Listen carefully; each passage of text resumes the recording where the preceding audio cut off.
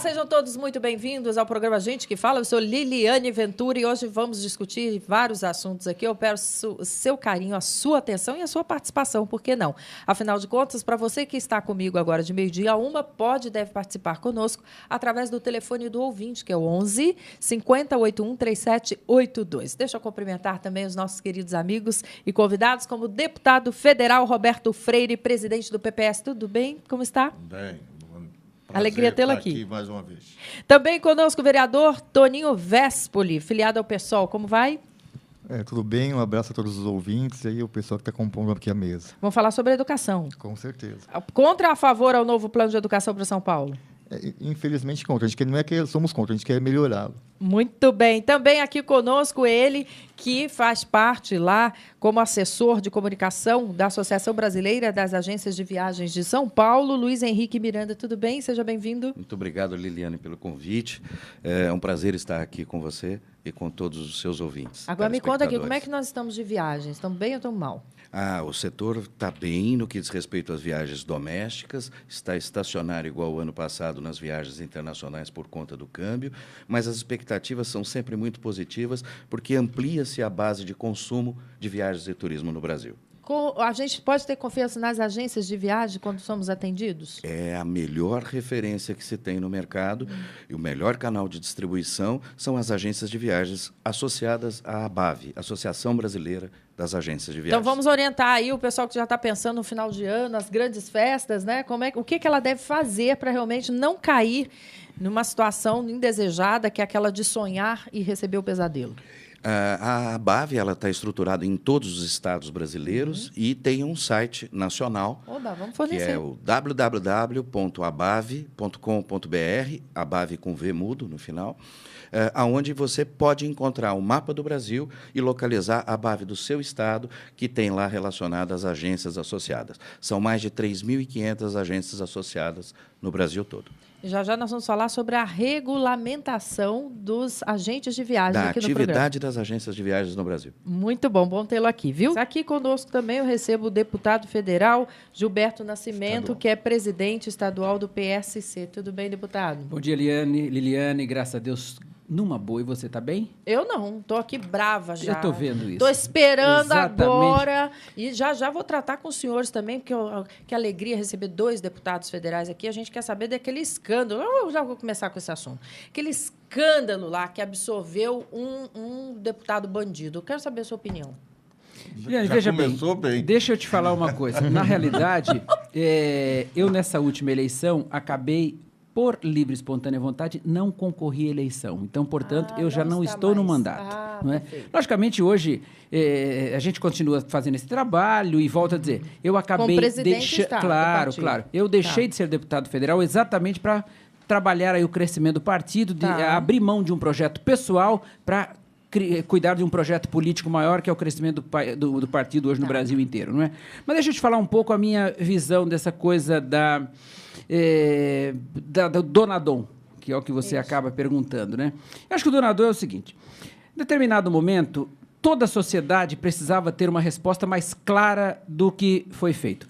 O fato dele ter feito um discurso tão interessante, um discurso que, de qualquer forma, porque nós somos assim, na medida, e isso é natural do ser humano, na medida em que alguém vem e se coloca numa posição de vítima, é muito natural que as pessoas se sensibilizem para poder ajudá-la. Por exemplo, eu também sou delegado de polícia. Então, é muito natural, por exemplo, às vezes você está passando com a viatura, daqui um pouco alguém bate no vidro do ônibus dizendo que tem um ladrão e roubar a carteira de uma senhora no ônibus. E você, então, vai para o ônibus e tira a pessoa.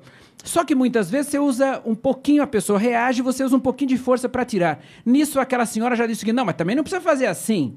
Tá certo? Mas por quê? Porque a pessoa acaba se sensibilizando porque acha que a outra está se tornando vítima. E no caso do Donadon foi exatamente isso que aconteceu.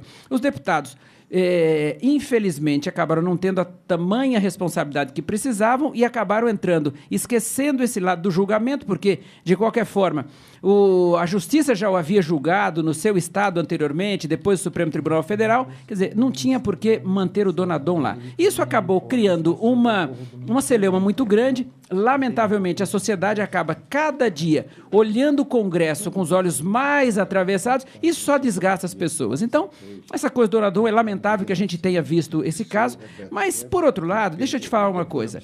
Nós não podemos também, Liliane, achar que o Congresso é só isso. Imagine, por exemplo, que esses dias eu estava vendo uma matéria em um canal de televisão, num desses dias de manifestações. Roberto deve ter assistido isso também. Daqui um pouco, ali na 25 de março, tinha uma multidão protestando lá por alguma coisa. Daqui um pouco, a câmera começa a mostrar que uma pessoa sai do meio da multidão, entra numa loja, quebra uma vitrine, pega uma roupa, enfia debaixo do braço e entra no meio da multidão de novo. Tá certo? Você não pode julgar a multidão por aquela pessoa que entrou, roubou uma peça e correu e entrou no meio da multidão de novo. Assim, infelizmente, a sociedade está fazendo com a classe política. Não são todos que têm problema. Não, tem muita gente séria. Mas vamos lá. Perdeu o andar da carruagem, perdeu o momento histórico. Eu concordo plenamente com você. Perdeu o momento histórico de mostrar. Eu não me sinto representada por muitos. Eu também. Por muito poucos. Aqui eu me sinto Felizmente, você fala por muitos. E entendeu? Tem alguns bons ainda. Agora, pelo amor de Deus, acorda, Brasília. O povo está revoltado e o povo não tá bobo mais, não. Não fica achando que não fazer o exercício de casa por causa de falcatrua, porque é isso que é feito lá dentro, conluio, né? Nós vamos ficar assistindo isso parado, não. Eu adoro... amo política, porque a política e os políticos têm o dever de nos representar e organizar a sociedade. Agora, os muitos que estão tendo aí estão fazendo de serviço. E é você prestar atenção e anotar para saber que você vai votar de novo. Porque senão vai ficar essa pataquada de todos nós reclamando e o povo lá fazendo a gente de besta, porque isso foi feito. Aqueles que votaram, que você tem que prestar atenção, viu? Que vai contra a maré da sociedade. Porque eles se sentiram sensibilizados. Não. Sensibilizados para ter um... Eu não quero ter uma jornalista bandida do meu lado. Eu não quero. Eu vou chegar lá e vou dizer, olha, tomara que você tome o seu caminho, Deus te ajude, mas aqui é o seguinte, vamos cumprir a lei. A lei é assim, não quero você aqui como deputado, você não tem que estar aqui conosco. A gente tem com esse paternalismo desse governo aí, que a gente já sabe que vai entrar em outra série. Deixa eu ver aqui o nosso querido deputado Roberto Freire, que eu não dei oportunidade para ele falar sobre esse assunto do Donadon. Donadon? Olha, isso foi uma marcha de insensatez.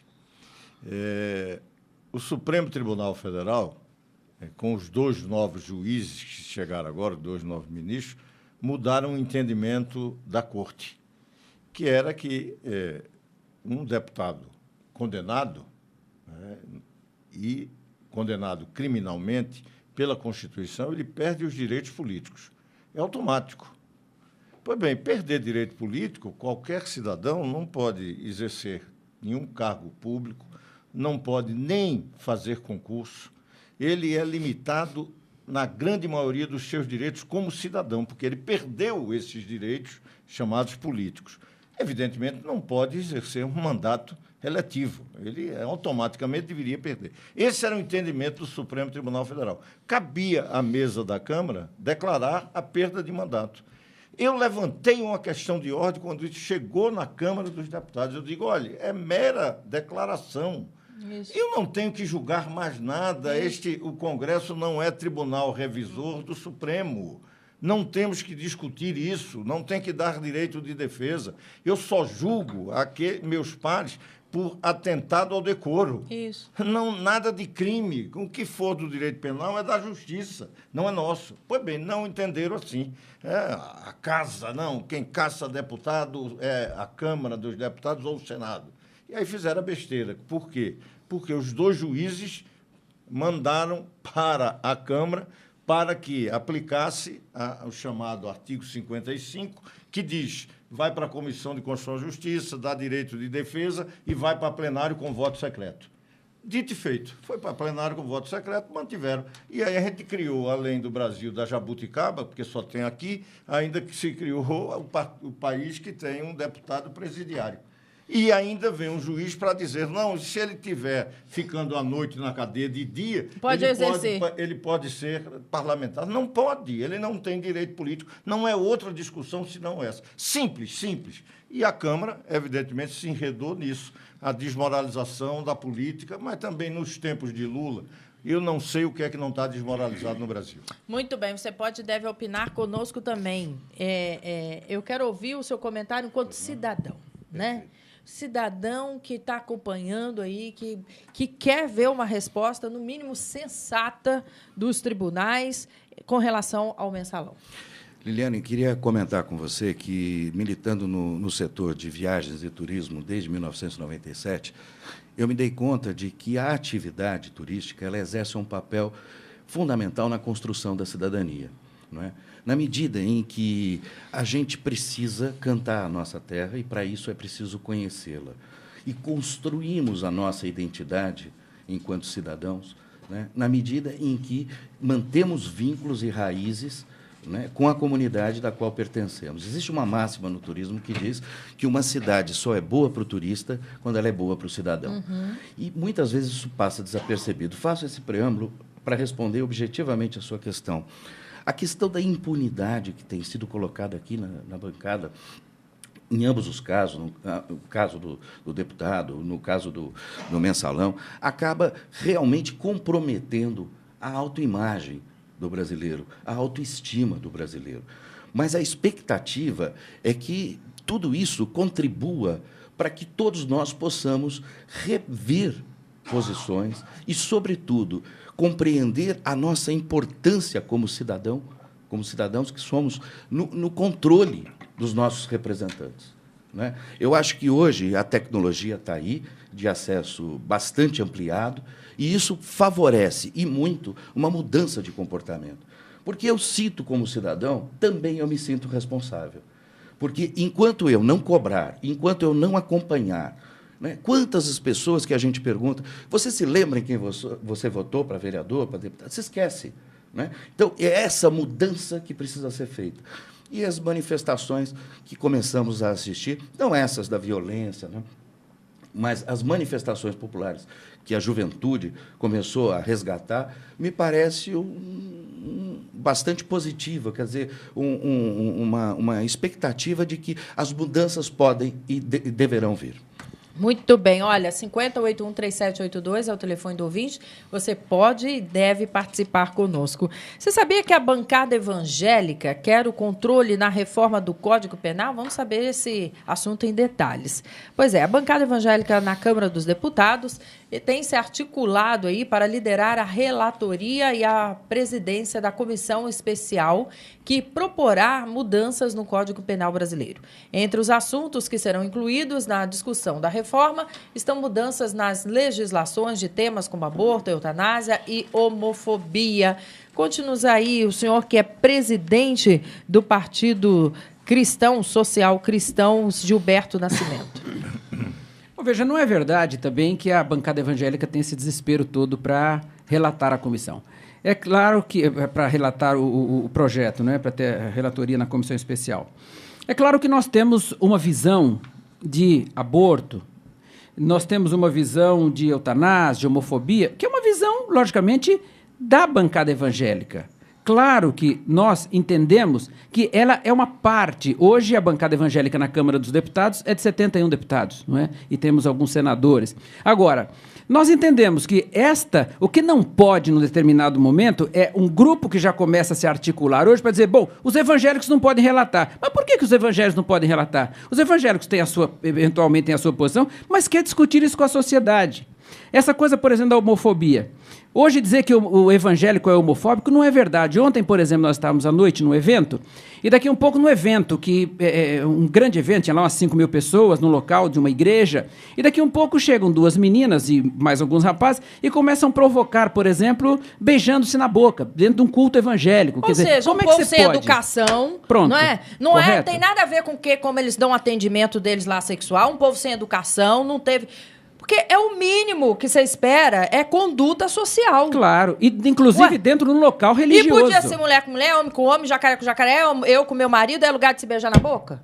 Percebe? Então as pessoas estão perdendo, está sem limite, está sem noção. Então, esta coisa, agora, daqui um pouco jogam. Por exemplo, nós queremos a relatoria, até temos o direito de querer. Tá certo? Agora, não podemos, nesse momento, já ficarem jogando coisas, mas eles não podem. Mas não podem por quê? Mas que raio de democracia é essa? Exato, essa democracia. Quem pensa diferente. Percebe? Quer dizer, então nós temos que entender. Quem é que está dizendo que eles não podem? Quem não está dizendo? Não, tem um grupo hoje, principalmente esses grupos aí mais organizados, tá certo? Estão indo para frente da Câmara e é o seguinte, não podem...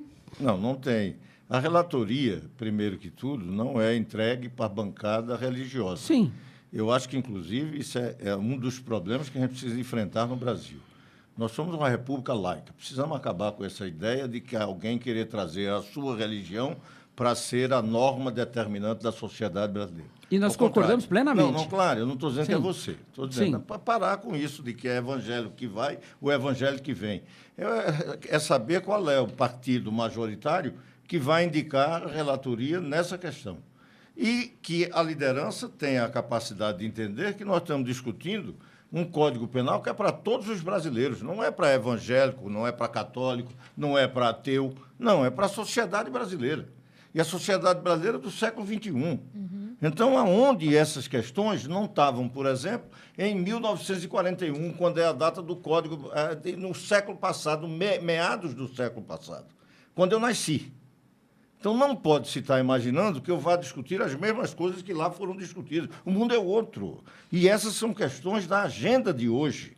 Não adianta a gente fugir da questão do homossexualismo, dos direitos que eles devem ter. Não, isso está presente na sociedade. Da mesma forma que a eutanásia é uma coisa que chama a atenção, mas é algo que as sociedades mais avançadas e mais democráticas estão discutindo. Nós precisamos discutir. Não estou aqui nem dizendo, eu tenho minhas posições muito claramente, são claras a favor da descriminalização do aborto. É um absurdo você criminalizar, da mesma forma que no Brasil, esse absurdo. Criminalizam também determinadas pesquisas. E eu briguei, inclusive, com a bancada religiosa, que é muito contra a pesquisa científica. Mas tem. O governo Lula conseguiu esse prodígio. No Brasil, quem faz determinadas pesquisas, do ponto de vista dos transgênicos, pode ser punido com cadeia. Onde já se viu, em épocas passadas, puniam tocando fogo na fogueira. Na Inquisição, que coisa absurda, mas é a mesma coisa de criminalizar em questão de aborto. Ninguém, eu acredito, é a favor do aborto. Agora, não se pode criminalizar quando, muitas vezes, é necessário que se faça. Então, é nesse sentido que eu digo que é importante ver quem tem a sensibilidade, inclusive de ouvir, porque é parte da sociedade. Os evangélicos, o que pensam, e esse é o grande debate, sem preconceito, que, infelizmente, na questão da homofobia, pode até ter esses excessos. Mas tem excessos do outro lado também. Mas o importante é chegar a um termo definitivo em que a democracia venha prevalecer. E, claro, nós entendemos claramente que o Estado é laico e a Igreja tem suas posições. Tá bem, mas fico eu no meio aqui dizendo o seguinte, está tudo errado, porque um povo educado, e é culpa do governo. E não é desse, do outro que passou, de muitos outros. Porque se o povo fosse educado, o povo recebesse educação, nós não ia estar discutindo isso aqui agora, sabe por quê? Porque todo mundo ia ter senso crítico em relação às coisas. E aí, essa pataquada, que eu já falei que eu vou entrar agora com um pedido também, não sei qual caminho eu vou fazer, que eu estou sofrendo de heterofobia também. Tá? Virou uma palhaçada. Fica todo mundo puxando. O que tem que ser valorizado é o ser humano, é o cidadão. Cidadão que tem que ser respeitado com saúde, educação, estrutura para ter família, para ter seu bem-estar, para ser proativo, não é essa pataquá. Não, tem que discutir direitos e deveres, tudo bem, mas sem essas agressões que não cabem nem no Congresso, não cabe mais. Mas isso é culpa de quem? Dos governantes que querem ser botar o cabresto no povo ignorante. Aí ficam essas coisas tão pequenas, tomando tempo, espaço de coisas muito maiores. Nós temos que nos respeitar, nós temos que ver o outro como diferente e achar que é bom, mas entendendo o coletivo. Não, hoje todo mundo briga pelo umbigo. Eu não vejo brigando pelo coletivo. Não vejo. Em nome da minha posição, eu tenho que enfrentar. Não, vamos enfrentar com respeito. Vamos enfrentar, sabe com o quê? Com argumentos que beneficiem a muitos. Porque ou eu gritar por heterofobia também, não estou pedindo por poucos. Estou. Então, vamos parar com isso. Essa coisa de... Olha, eu falo aqui, viu, com o maior respeito e amo Jesus. Mas eu tenho horror de passeata de gay, tenho horror de passeata de Jesus, eu tenho horror essas coisas, essa coisa que segrega, que discrimina. Você percebe? É o todo. A gente tem que falar para todos e o todo. E ter esse retorno também. E não é isso que tem acontecido. Olha, é lamentável que o povo ainda não tenha entendido, claro, porque muitos não têm, porque não tem alcance mesmo, que a educação que roubam da gente todos os dias, aí depois vem com essa pataquada de... Como é que é?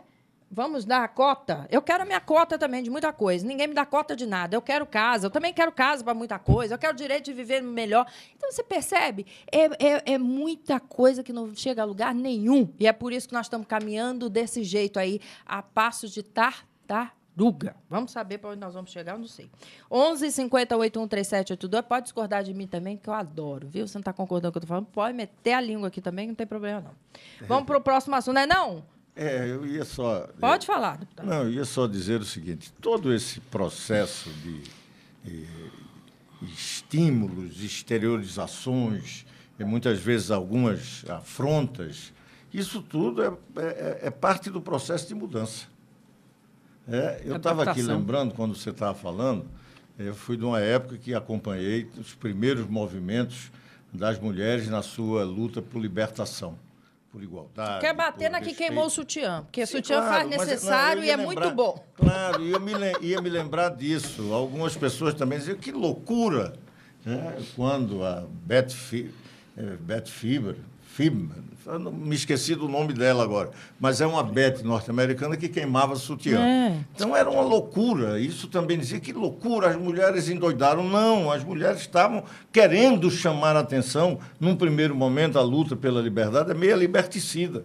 Até porque, se não fizer, não chama atenção, não mostra que é um problema que tem que ser enfrentado. Muitas dessas questões estão aí sendo colocadas exatamente porque nós precisamos enfrentar. Essa é a agenda do mundo moderno, quer queiramos ou não. Claro que muitas vezes, para pessoas como eu, que já estavam falando aqui antes da melhor idade, alguém já disse melhor de quê? Mas, de qualquer maneira, para nós, com essa idade, fica difícil, de vez em quando, entender esse mundo moderno, mas tem que fazer um esforço.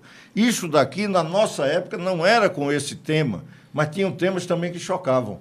Então, é nesse sentido dizer que tem que entender isso, e daí a importância dessa discussão do Código Penal, a sociedade toda, e daí a importância de você trazer esse debate, porque é algo que vai... quanto tempo demorou o outro código? Com emendas ou remendos. Esse aqui vai ser para o futuro, é para a nossa juventude, para os nossos filhos e netos, então a importância de se discutir bem. Se discutir bem, nós estamos juntos nessa, mas quem quer mudança mesmo, investe em educação, investe em saúde, investe em cultura, né? Bota dinheirinho lá, valoriza o professor, valoriza o médico, valoriza os médicos da terra. Mas, enfim, é outra discussão. Vamos lá. A Prefeitura lançou recentemente o programa Mais Educação São Paulo, com mudanças que vão da divisão de ciclos ao fim da aprovação automática. Bom, o vereador Toninho está aqui conosco e ele disse que não há o que comemorar, já que a reforma não toca nenhuma questão estrutural da rede e a carreira do magistério segue desvalorizar. Acabei de falar, né? E aí, vereador? Sim. Então, inclusive, teve uma audiência pública na Câmara Municipal semana passada para discutir esse tema, né? E o secretário Calegari esteve presente e foi uma audiência muito boa, que estava assim, bem representativa.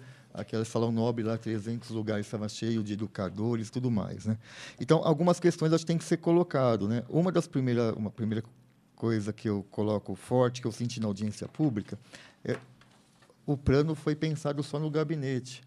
O plano não foi elaborado a partir de quem conhece a educação efetivamente na sala de aula. Quer dizer, o processo não nasceu das escolas para depois ter ido para as leis e depois qual ter chegado... Qual o calcanhar de Aquiles, na sua opinião, lá? Olha, o calcanhar assim, quando o prefeito Haddad ele colocou que isso aqui ia ser uma revolução na educação, eu pensei que ele ia mexer com as questões estruturais. E quais são? Por exemplo, não dá para o professor ficar trabalhando em 2, 3 redes, porque ele se mata de manhã, à tarde e à noite, e fora os finais de semana para conseguir fazer a sua programação pedagógica e também corrigir os trabalhos e atividades e provas, né? Essa é a proposta deles? Não. Ou já é o que é usual? É o que é usual. Não. Os professores trabalham uma carga excessiva para poder pagar a sua conta suas contas Sim. diárias, semestrais, mensais e tudo mais.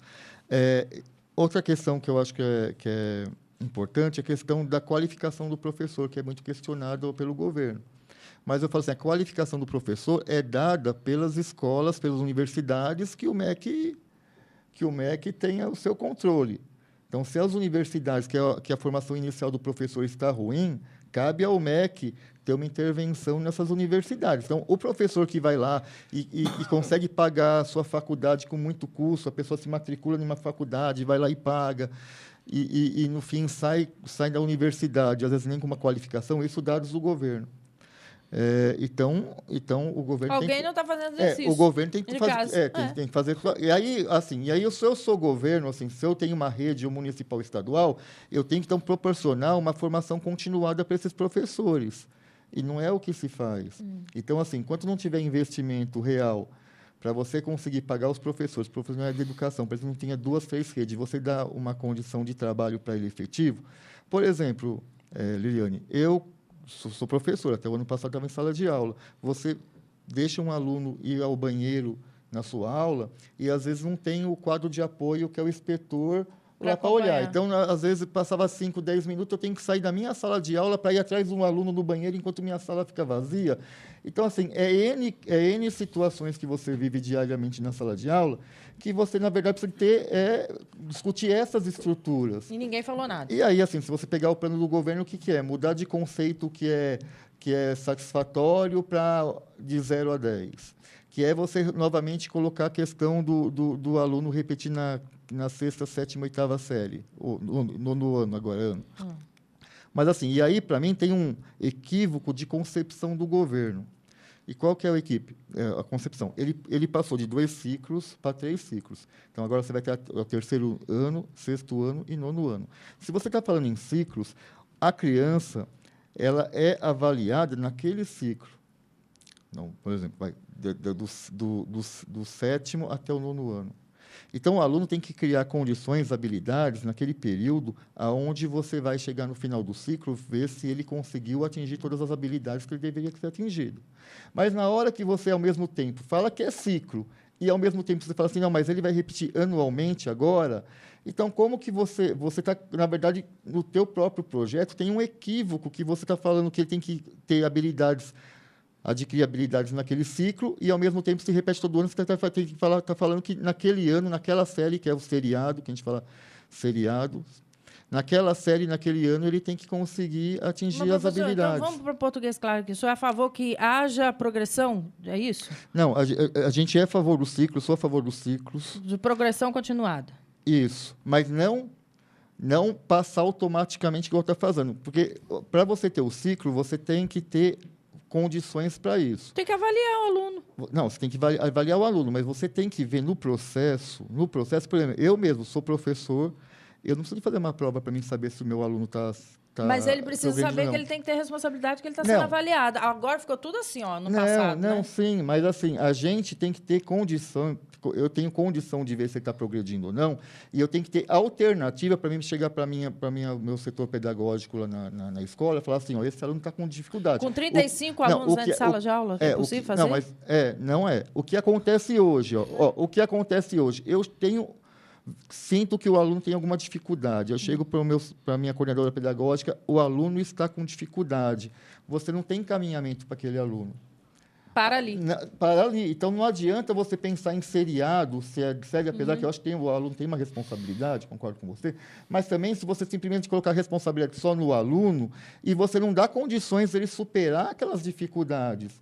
Então, que estrutura a escola está dando para isso? Então, se você não discutir esses mecanismos, a gente não vai resolver o problema.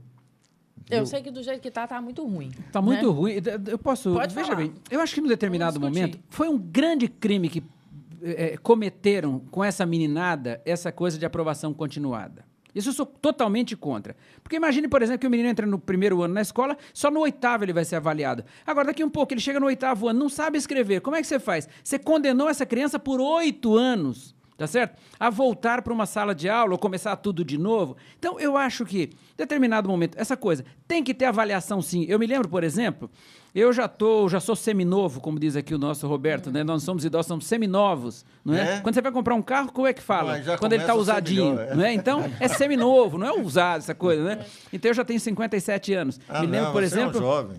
Há 50 anos, quando entrei na escola, então eu sabia que a cada 30 dias ia ter uma prova e eu precisava saber alguma coisa, eu precisava ter aprendido. Agora, em determinado momento, se eu não tivesse se tivesse sido chamado a nenhuma responsabilidade, a nenhuma prova, o que teria virado a minha vida? Então, mas assim, deputado, uma coisa que acontece é o seguinte, hoje, que o aluno passa sem saber, mas antes também não era bom, porque se você pegar o nível de evasão dos alunos que saíam da escola, porque assim, você pegava eu dei aula no ensino médio, 50% hoje, isso é estatístico, dos alunos no primeiro ano do ensino médio do Estado, eles saem da escola. Mas por que eles saem? Porque eles viram que não conseguem acompanhar, teve já tanta nota vermelha que ele sabe que ele não vai passar, então, para até ficar no final do ano e falar, ele repetiu, ele prefere sair. Então, eu vou falar com a pessoa, sabe o que é isso? É o exercício da vida.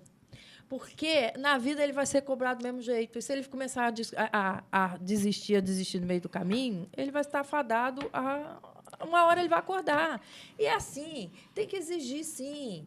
Olha, eu tenho 2 filhos de 4 anos. Vou falar para o senhor, não tem conversa fiada, tem que falar, meu filho, é assim, tem que tomar banho na hora que a mamãe falar para tomar banho. Aí, mamãe, 5 minutinhos, dou 5 minutinhos. Mas tem que tomar banho. Sim, porque daqui a um pouco ele fala, não, mamãe, mas peraí, a senhora tem que respeitar que eu não quero tomar banho. Mas como? Lá em casa, por exemplo, minha mãe tinha uma varinha, certo? Uma varinha, tá? Então, não, mas não era espancamento, não. Minha mãe era juíza, tá certo? Da infância e da juventude, para minha casa, tá certo? Quando a gente errava, ela corrigia. Tá? Uma mulher que... poucas vezes foi à escola, mas de qualquer forma corrigia. Agora, sabia corrigir. Agora, hoje também é o seguinte, a mãe não pode mais corrigir, não pode mais falar nada, não pode mais dizer que o menino está... As mães... Tá faltando mãe no mercado. Tá certo? Quer dizer, quando hoje, infelizmente, a sociedade não está mais criando filhos, mas está criando herdeiros, tá certo? E aquilo que eu costumo dizer, professor, que é assim, qual a diferença disso? Normalmente, o pai que cria um filho, esse filho quer que o pai tenha o maior tempo possível de vida para que ele possa retribuir o amor, o carinho. Agora, aquele que está criando o herdeiro quer que o pai morra o mais rápido possível para que ele possa colocar a mão na herança e gastar. Então, o conceito é diferente. Então, essa sociedade que nós estamos vivendo não está servindo. Ela tem que ser revista. O pai tem que ter autoridade, Sim, a mãe tem que ter autoridade, senão não vai. E aí não respeita governo, não respeita mais nada, quebra tudo, faz tudo errado. Mas acho que o debate da reformulação da educação não é esse da questão... Mas teria que ser também. Isso, mas assim, o que eu estou questionando, assim, na hora que ele coloca conceito para número, na hora que ele pega e fala, olha, professor tem que dar lição, como se os professores não dessem lição de casa. Nas escolas municipais que eu passei, os professores dão lição de casa.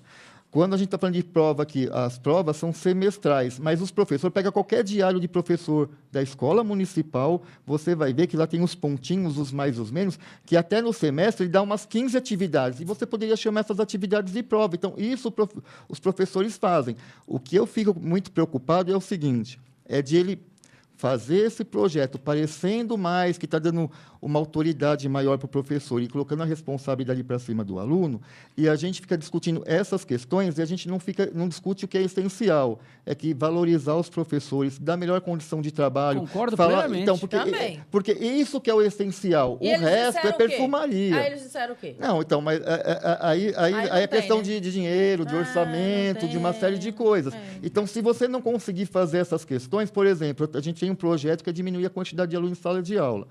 Hoje, eu tenho 35 alunos em sala de aula. Quando um aluno meu me pede... E nós temos também os alunos que são crianças com deficiência em sala de aula. Então, assim, são crianças que eu tenho concordância de estar em sala de aula. Eu sou daqueles que acham que tem que ter a socialização entre as crianças que têm deficiência e não é excepcional. Agora, assim, você tem que dar condições para isso, porque agora, assim, a atenção para essas crianças é maior. Tem criança, cada um tem seu tempo de aprendizado. Isso. Você não pode padronizar a coisa. Então, assim, tem criança que eu tenho que ir lá perto dele e fazer um trabalho mais individualizado com ele. Como que eu faço isso se você tem 35 alunos em sala de aula? Então, é essas questões que eu acho que a gente tem que discutir que são essenciais, que vai mudar a qualidade da educação. Eu te garanto, eu te garanto, espero até estar errado, essa que é a verdade, mas se a gente se encontrar aqui daqui uns 2 anos, e se essas medidas forem tomadas, aí eu vou estar aqui mostrando para o senhor que essas medidas não vão só fazer efeito. O secretário Calegari esteve aqui comigo, a gente conversou com ele, mostrou algumas propostas e eu questionei isso. Falei, secretário, muito bem, está tudo muito bem, está tudo muito certo, vamos mexer, vamos arrumar, vamos fazer uma faxina, tá tudo bem. Mas e dinheirinho para os professores? E a escola lá digna, organizada, arrumada, com estrutura? Tem? Vai ter? Perguntei também, né? Não pensa que aqui a gente conversa mesmo, né? Falso ficar muito, depois puxa minha orelha, mas eu falo mesmo, nosso diretor. Mas e ele me disse que há realmente esse objetivo. E que ele, na pasta dele, não tem autonomia com dinheiro como ele gostaria de ter. Foi essa a resposta que ele me deu. Agora, perfumaria? Perfumaria a gente vê em todo lugar, né? É torcer para que alguma coisa aconteça, porque do jeito que está muito ruim. Né? Tá muito ruim. E a reivindicação de vocês é muito legítima. Nessa manifestação que aconteceu, como é que fala? Das pessoas irem lá, audiência pública, ele ouviu? Então, ele ouviu. Agora, eu espero que... O clamor de vocês? Escutou. Eu espero que no processo agora, que ele falou que vai fechar isso, né, na internet, inclusive, as pessoas podem também dar opinião pela internet. Olha, uma das coisas importantes nessa questão é de que, afora qualificação do professor, que é fundamental, né, não há educação sem professor qualificado, e o Brasil se ressente disso, né?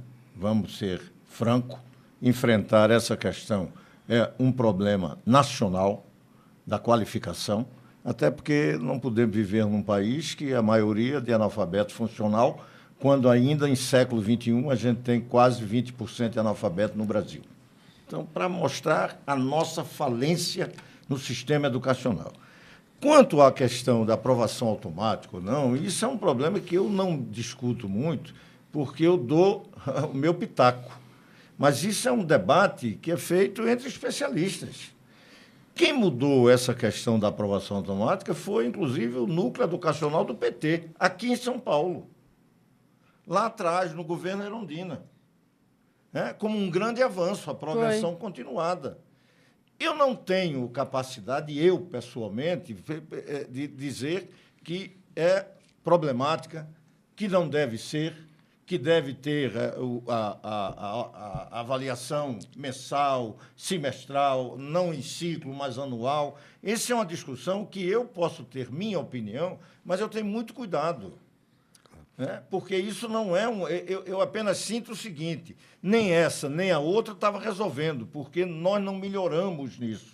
Enquanto o mundo todo melhora, e claro, não vou dizer que andamos para trás, mas isso está demonstrando que o Brasil não tem avançado. E nós não somos uma sociedade qualquer, é uma sociedade desenvolvida, é emergente, é verdade. E nessa questão educacional, nós só regredimos frente às outras sociedades. Só para informação, deputado, eu conversei com algumas pessoas do setorial do núcleo do PT. Agora, recentemente, para saber se o Haddad tinha consultado eles, até porque se você pegar os especialistas, a Lisete Arelaro, a diretora de educação da USP, o pessoal está totalmente contra esse projeto. Eu sei, não.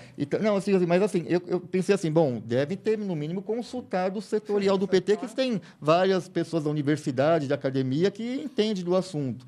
E, por meu espanto, assim, eles nem foram consultados. Bom, eu vou dizer a você, eu não me consultei com Cláudio Fonseca, que é o nosso companheiro, que é dirigente, inclusive, do Sindicato dos Professores Municipais. Eu deveria ter me consultado. Mas esse é um cuidado que talvez a Haddad não tenha.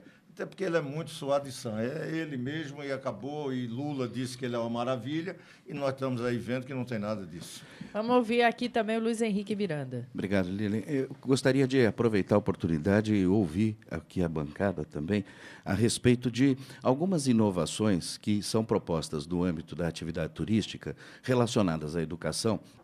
Qual seria o impacto disso? Não é? Eu me refiro especificamente à ideia das férias escalonadas.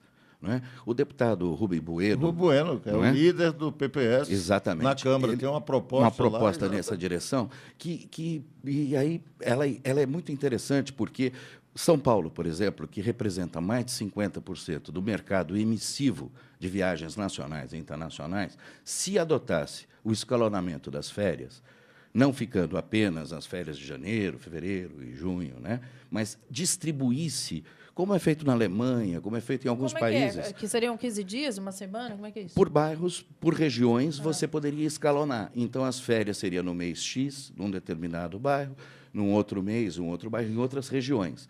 Isso geraria, em primeiro lugar, a fluxo de demanda muito maior na atividade turística, porque os preços cairiam. Porque hoje a concentração das viagens na alta temporada torna o preço, né, a demanda é muito maior, estratosférico. Então, viajar na baixa temporada é muito menor. Do ponto de vista pedagógico, eu não vejo de que maneira isso poderia prejudicar, eventualmente até facilitando o calendário dos próprios professores. Fica aí uma ideia, né, que não é minha. Você só trouxe coisa para complicar. Se a gente não está resolvendo o acadêmico, imagine o turístico. Não, pois é, mas eu diria que, na medida em que a gente gera receita, deputado, com o turismo, que impacta 52 setores da economia... Rubem Bueno já apresentou isso faz muito tempo. Há muito tempo. E é importante lembrar que a atividade turística ela é líder mundial na geração de empregos. De cada integrante da população economicamente, de cada 9 integrantes da população economicamente ativa no mundo, uma ocupação é exercida pela atividade. Até que é uma forma também de você adquirir cultura. Claro. Né? Então, não é o turismo, é a viagem, tudo isso. É um aprendizado. Que você conhece que o mundo não é o seu umbigo. Exatamente. Então, Luiz Henrique... Agora, veja bem, só uma coisinha. Eu acho que não poderia, por exemplo, ser daqui um pouco, isso só também no turismo. Dá para estender. Por exemplo, por que tudo na Paulista tem que abrir às 9 horas da manhã? E fechar às 18. Por que não tem coisa que pode, por exemplo, abrir às 8 e fechar às 17? E tem outras coisas que poderiam abrir às 10 e fechar às 19. Nós precisaríamos escalonar, inclusive, horário de escritório no centro, porque, veja bem, aí você pega o metrô, por exemplo, das 6 às 9 da manhã, um inferno. Depois ele tem um tempo um tanto mais tranquilo. Isso aliviaria trânsito. Aliviaria uma série de coisas. Agora, o grande problema é que é tão confuso discutir as coisas na sociedade brasileira, principalmente com os governantes, porque a impressão que a gente tem é que as pessoas também não priorizam essas coisas. Tá certo? Luiz Henrique, eu não fiz uma maior reflexão sobre isso, mas uma coisa que teria de fazer para que isso desse certo, até para talvez vocês pensarem nisso, pessoal aí de turismo, é que isso tem que estar muito bem casado e articulado entre as várias redes, isto é, entre o município e o Estado, porque senão eu dou aula em uma região no município, então eu tenho férias em março, só que eu dou em outro bairro lá no Estado à tarde, e aí minhas férias lá estão em junho. Vereador. Então aí o professor nunca vai ter férias. Não, claro. Então isso tem que ser uma coisa muito bem articulado para... Mas a ideia é boa, tem que discutir mesmo. Ó, então a ideia é boa, mas começa por... Esse é o problema, você percebe que aqui nesse país é assim. A ideia é boa, mas tá bom, vai discutir com quem isso a partir de agora? Eu acho que está chegando o tempo de uma boa discussão sobre isso. Claro, essas manifestações, a chamada mobilidade urbana, que não é apenas você se deslocar na cidade. Isso tem um sentido bem maior para a qualidade de vida nas cidades. E o mundo caminha para ser urbano. Então, uma discussão dessa, eu acho que a cada dia que passa, ela será mais respeitada no seu debate e nas suas consequências. Antes se falava e não se levava muito em consideração. Eu acho que agora talvez chegado um bom momento. E a Câmara Municipal poderia ser o grande foro para isso. Olha, e uma coisa muito fácil de mudar no serviço público. Os horários escalonados, porque você pode até dizer, iniciativa privada tem lá, e vai depois se amoldar a mudanças que você, no serviço público, pode fazer. Isso, por exemplo, eu tenho uma filha que mora em Berlim, e isso funciona muito. Berlim tem todo um tipo de escalonamento de trabalho que gera uma cidade com maior facilidade de deslocamento, fluxo, e tudo né? mais. E uma sociedade mais dinâmica o tempo todo, e não apenas em determinados momentos de pique. Luiz Henrique, eu gostaria de saber de você sobre esse assunto aqui. A diretoria da ABAV cobra do Congresso a aprovação do projeto de lei 5.120/01, que regulamenta a atividade das agências de viagens. Para a associação, a falta de lei faz com que essa atividade enfrente concorrência desleal e, pior, faz proliferar uma série de promoções enganosas que geram prejuízos para as agências de viagens e para os consumidores. Isso, Liliane. Não era regulamentado? Não. A profissão de peão de boiadeiro a do agente de viagem no Brasil, não. Que coisa curiosa. Desde 2001, o deputado Alex Canziani apresentou a proposta da regulamentação da atividade e já passou por todas as comissões. Né? Ela está na mesa da Câmara, aguardando para entrar em votação em plenário. Realmente seria fundamental que, às vésperas da Copa do Mundo, das Olimpíadas, o Brasil regulamentasse a atividade das agências de viagens, que são cada vez mais referência de qualidade e atendimento de serviço personalizado para o consumidor. Então, se eu quiser ser um agente de viagem, eu só me intitulo agente de viagem, é isso? Basta você enviar para o Ministério do Turismo uma solicitação de cadastro. Como agência de viagem, você passa a operar como agência de viagem. A regulamentação da atividade ainda não existe no Brasil. E a expectativa, porque já passou, como eu disse, em todas as comissões, é que seja colocado agora em votação em plenário, ainda esse ano. Houve manifestação de apoio de vários setores da sociedade, de vários partidos, e a expectativa é que isso seja aprovado antes da Copa do Mundo. Ganhamos todos nós, porque fica um setor muito fragilizado, né? Qualquer picareta pode entrar e sair sem haver nenhuma E o consumidor pode ser prejudicado, claro, porque na hora que entra o picareta no mercado... Como é que você vai saber se é ou não? Hoje a referência para o setor é o selo ABAV. Né, o selo da Associação Brasileira das Agências de Viagens, ele serve de parâmetro e referência, baliza de qualidade para o consumidor. São 3.800 agências de viagens associadas, que concentram cerca de 85% da movimentação de viagens do setor no Brasil, incluindo viagem nacional e internacional, mas são cerca de 14 mil agências cadastradas, quer dizer, e sem regulamentação. Isso é preocupante. Vou dar uma vez aqui para o ouvinte, o Carlos Antunes, de São Bento, fala assim, senhor Gilberto Nascimento, o senhor me desculpe, mas se deixar a bancada evangélica vai acabar criando um novo Estado. Haja visto que o seu colega Marcos Feliciano disse, a forma com que ele falou é um pensamento segregador. Estado laico no Brasil, ultimamente, é o que menos se vê. Não estou falando somente da bancada evangélica, não. Católicos exercem grande influência na política. Então, o que fazer?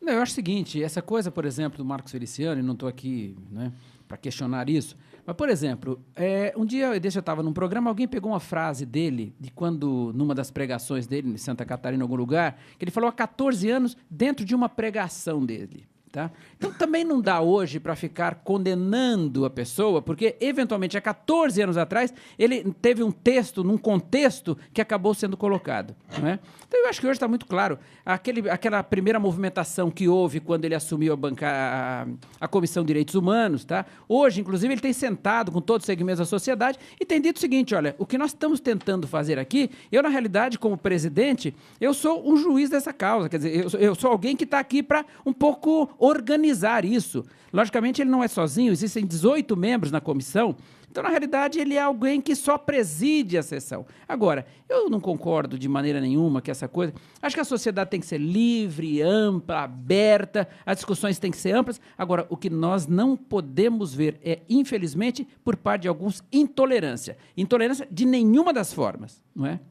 Aqui o Márcio Bernardes, de Perdizes, para o senhor também. Em sua avaliação, todos aqueles políticos que criticaram e atacaram o deputado Marco Feliciano correm o risco de não serem reeleitos no ano que vem? Não, eu acho que a sociedade é aberta, é ampla e tem voto para todo mundo. Cada um pensou fora. Eu acho, por exemplo, que o Marcos Feliciano tem o seu ponto de vista. Não é eventualmente que ele tem brigado na comissão por isso. Não, ele tem sido, não é, o presidente da comissão. Agora, eu acho que essa discussão na sociedade ela é muito aberta. E tem pessoas, por exemplo, que eu apoio, e tem pessoas que são contra, tem pessoas que estão a favor. Então, eu não acho que por isso as pessoas não serão eleitas só por não concordarem. Nós, inclusive, entendemos o direito do contraditório. Alguns até imagino que vão ter mais votos por conta disso. Alguns, por exemplo, acham... polêmica. É uma ser vergonhice. Todo mundo critica o Marco. Eu não tenho procuração nenhuma para defender nem para acusar. Mas aqui, ó, um monte de gente tinha foto com ele. Você vai nos Facebook da vida, políticos que eu estou falando, políticos, pessoas expoentes, né? Que quando viram que quando ele cria polêmica, ele segura a rédea mesmo. Ele é um peão boadeiro lá que ele segura o que ele fala e fala mesmo, né? Tem posição. Isso eu gosto. Eu gosto, né? Eu gosto. Quem sabe fala o que pensa e o que é também. Porque você sabe com o que está lidando. Claro. Agora, quem que fica? Agora tem um monte lá que fica para um lado e fica para o outro. Bom, teve gente que foi dia tirar que foto na eleição para é. poder pegar o legado do outro, né? Enfim, vamos embora. Você sabia que na última... Só uma coisa, Roberto. O que eu estava aqui querendo dizer é o seguinte, que como o Feliciano pode ter muito voto por conta dessas suas posturas, quem também é contra ele tem lá Também, o seu tem público. lá também o seu público. O que eu quis responder é isso. Porque ela perguntou se iriam perder voto quem ficou contra Feliciano. Eu estou querendo dizer que não é bem assim. Feliciano pode perder e ganha.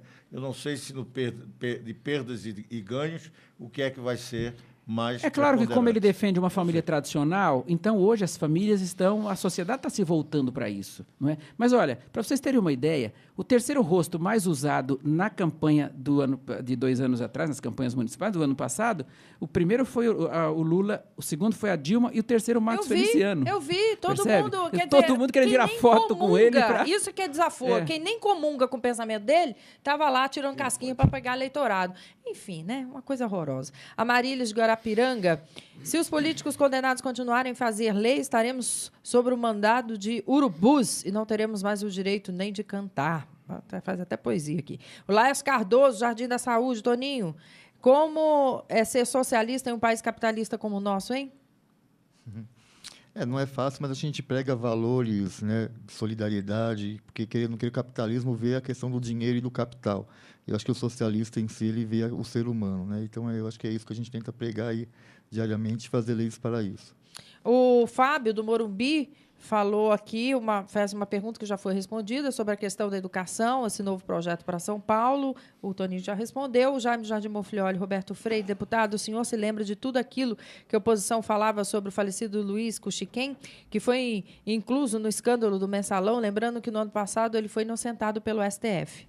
Olha, tem que lembrar que quem denunciou o Cuxiquem foi o Henrique Pizolato, que é um dos condenados no Mensalão, era do PT, dirigente do Banco do Brasil. Para que não fiquem aí querendo responsabilizar outras pessoas em relação ao Cuxiquem. Cuxiquem foi denunciado como participante do Mensalão pelo PT, por dirigente do PT e do Banco do Brasil. Para com isso, porque depois de morto, as pessoas viram santo. Eu não estou aqui dizendo que não seja uma pessoa respeitável, mas precisa ter cuidado. Não vem agora querer dizer quem participou do governo Lula, do Mensalão, agora está isento porque morreu. Também o Alberto Carlos diz assim, me parece que a voz das ruas não surtiu efeitos, como podemos ver no caso do Donadon. Também aqui, o José Pereira, da Vila Guarani. Acabou o tempo. Um beijo a todos vocês. Agradecer a participação imensa dos nossos queridos e amigos convidados, deputado federal Roberto Freire, o vereador Toninho Véspoli. É Véspoli ou Vispo? Véspoli. O também presidente estadual do PSC, Gilberto Nascimento. Luiz Henrique Miranda, assessor de comunicação da Associação Brasileira de Agências de Viagens de São Paulo. Muito obrigada pela participação de todos vocês, viu? Lembrando que gente que fala tem a direção-geral de jornalista Fausto Camunha, diretor de produção Zenilda Salvato, redação Raiala Brandão e Pedro Esquiavon, Som Cléo Rodrigues, na técnica Fernanda Cataldi, Felipe Duarte, Felipe Batista, Renato Borges, Douglas Dantas e Benê Benê. Um beijo a todos e até um próximo programa.